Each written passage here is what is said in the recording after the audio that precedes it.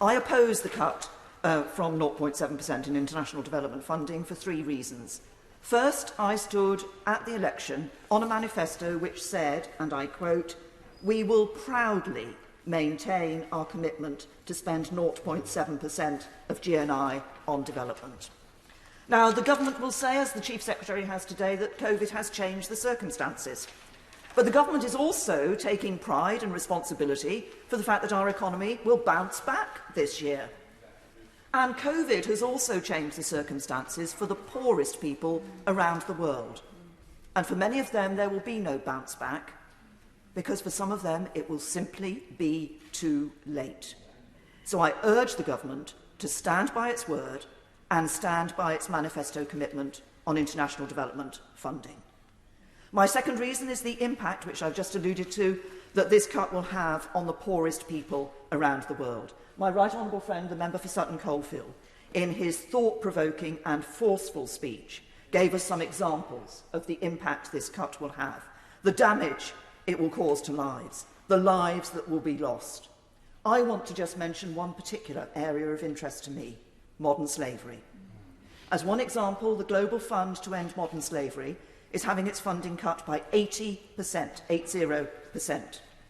That means that programmes will be lost, including programmes to work to end the commercial sexual exploitation of children, with all the damaging and devastating impact on young lives the loss of that programme will have. Now, the Global Fund will try to restore that money from elsewhere, including from other governments. The United Kingdom has been the world leader in tackling modern slavery. Now we see organisations having to go cap in hand to other governments to make up for the shortfall that caused by the UK's decision to cut international development spending.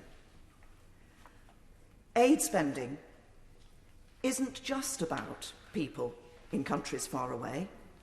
Tackling modern slavery has an impact here on the streets of the United Kingdom. Supporting economic development elsewhere will help to cut the number of people who feel they have to migrate to the UK in order to look for work. And cutting ODA spending has an impact on other government departments. I recall in the Home Office we used ODA spending to fund some of the work we did with refugees. Now, if you cut that funding, either the work won't be done, or the Home Office will have to find that money from other parts of its budget. And the third reason why I oppose this cut is because of the impact on the UK's standing in the world. People have respected us for our commitment to 0.7%. Now, as we've heard, we're the only country in the G7 that is cutting aid at this time. People don't listen to the UK because we are the UK. They listen to us because of what we do. They listen to us because of how we put our values into practice. And our commitment to that 0.7% has enabled us, for example, to argue the case for different definitions of ODA spending. So cutting this will have an impact on our standing. Will we suddenly see countries cutting us off? No. Will we suddenly be kicked out of international tables? No. But the damage it does to our reputation means that it will be far harder for us as a country to argue for the change that we want internationally. That is across the board, including at COP26, and also including setting out and putting into place the ambitions of the integrated review.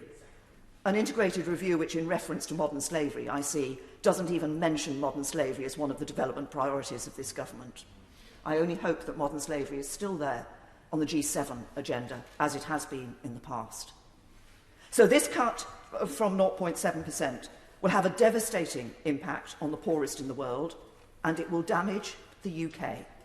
I urge the government to reinstate the 0.7%. It is what it promised. It will show that we act according to our values, and it will save lives.